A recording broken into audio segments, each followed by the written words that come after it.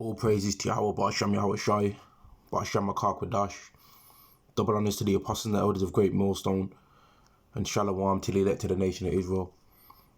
Remember that nobody deserves salvation, right? That's what this lesson is going to be, me talking about. Remembering that no one deserves salvation, and that all the salvation that everyone's going to receive, right?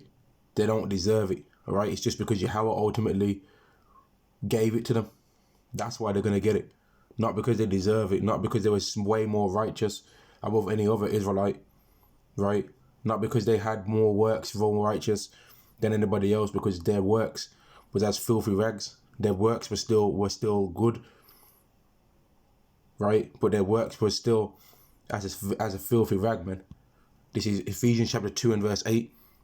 For by grace are ye saved through faith, and that not of yourselves. It is the gift of God, not of works, lest any man should boast. So if this thing was about the works that you've did, then it wouldn't be about grace. It would be about works. And that would mean that there'd be a certain limit or a certain amount of works that you can do. That means that you will get salvation or won't get salvation, but it's not about that. It's ultimately about, therefore the Lord will choose who he wants, and who he don't want, he won't have. Verse 10. For we are his workmanship, created in Yahweh Shai Mashiach unto good works, which God have before ordained that we should walk in them. So all the works that a man does, that are these good works that he does, right?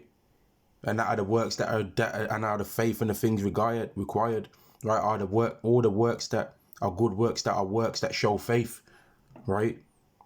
All of these works were programmed in those men to do them. So it wasn't of their own self to do it or not anyway. They didn't have a choice in whether they was going to do it. And that's why you can't ever be proud about knowing in Yahweh Ba'ashem Yahweh Shai over a person that doesn't know his name. There's certain people that you can tell them the name Yahweh 20 times right in front of their face, right? Tell them the name of the Lord, tell them the name of the Son, Yahweh Shai, right? You can literally tell them 20 times and ask them to repeat the name back to you, and they won't repeat it back. They'll say Yeshua or something like that. Or they'll say they'll say that Jesus stuff, man. They won't know the real name, no matter how many times you tell them, because it's not been given to them to know that name. This is Proverbs chapter 20 and verse 24. Man's goings of the Lord. How can a man then understand his own way? So all these men that are going to get salvation in that day, all these women, all these children that have been given faith to a certain degree, right? It's not of themselves. It's not of nothing that they can boast in that they got it, man, because it was given to them. And anything given, you cannot boast about. Anything given, you cannot have a boast and a flex about, man. You cannot do that. And if you do it, well, then God might take it away from you, man. Yahweh might take it away. This is 1 Corinthians chapter 4 and verse 7. For who maketh thee to differ from another? And what hast thou that thou didst not receive? Not as thou didst receive it, why dost thou glory as if thou hadst not received it? So what's the point trying to flex and boast, right? If that you know in the Lord and somebody else don't, when the reason why they don't and you do is purely because the Lord made it that way. It's not because of anything that you did, because Yahweh ultimately saw that every single Israelite really is not faithful. He's deemed them all unfaithful. And let me get that. This is Romans chapter 11 and verse 32.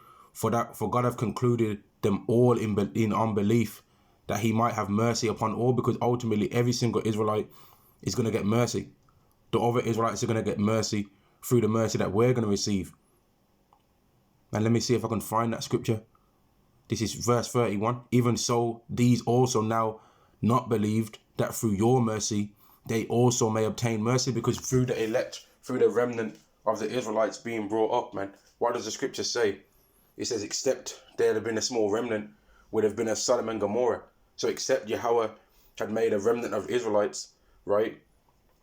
Our whole nation would have been destroyed. But because he made a remnant, that means that all the other Israelites are also going to be able to get saved too, because there's such a thing as reincarnation in the scriptures. Now, a lot of people don't believe this, but that doesn't mean it's not true. It doesn't mean it's not true, man. It's true. It's very true. And let me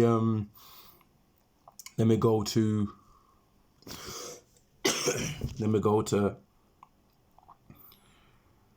Salakia.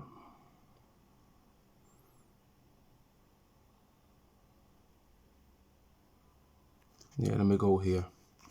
I'll just quickly get this scripture, because people expect that the people that Yahweh has chosen are going to be some of the greatest, but it's not about a thing where people are going to have some spectacular thing about themselves to where Yahweh is going to choose them. This is 1 Corinthians chapter 1 and verse 27.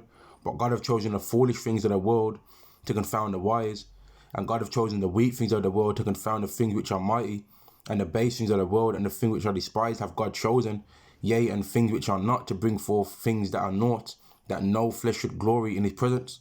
So not only are the people that are weaker being made more wise than the people that are stronger in this world, but the people that are weaker can't boast either, because it was given to them and not to others.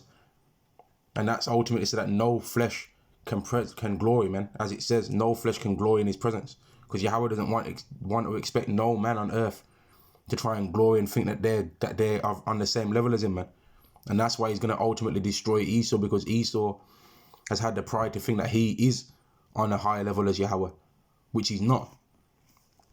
And let me get a quick scripture on that, because I didn't plan on making this lesson be too long, man. This is Isaiah chapter 45. Let me highlight Isaiah chapter 45 and verse 9. Woe unto him that striveth with his maker. Let the potsherd strive with the potsheds of the earth. Shall the clay say to him? Exactly, man. Woe to him that striveth against his maker. Shall the potsherd let the potsherd strive with the potsherd of the earth. So a man's supposed to deal with men. He's supposed to worry about things among quarrels among men. But Esau's trying to think he can control men, that Yahweh's are under Yahweh's jurisdiction, right? A man's supposed to worry about the things of men. He's not supposed to be trying to dive into the realms of what our God can do. Especially the worst man on the earth, which is Esau. Verse 9 again. Woe to him that striveth with his maker. Let the potsherd strive with the potsheds of the earth. Shall the clay say to him that fashioned it, what makest thou? All thy work, ye have no hands. Woe unto him that saith unto his father, what begettest thou? Or to a woman, what hast thou brought forth? And that's what Esau's trying to do. That's what Esau's trying to do, man. He's tried to think that he's on a level of Yahweh, but he's not, though. And that's why he's going to be one of them. He's going to be the main nation that's an example forever of what happens if you try and think that you're on a higher level or on an equal level with God. And that's what he's did. But really, us the Israelites, we understand and know when through reading the scriptures that no person deserves salvation. It's just that Yahweh is going to ultimately justify us and say that the things that we've did wrong, he's letting that slide. All right, and I'm going to end the lesson here. This is Romans chapter 8 and verse 33. Who shall lay anything to the charge of God's elect? It is Yahweh that justifieth. Who is he that condemneth? It is a Mashiach that died, yea, rather that is risen again, who is even at the right hand of Yahweh, whom also maketh intercession for us. Who shall separate us from the love of our Mashiach?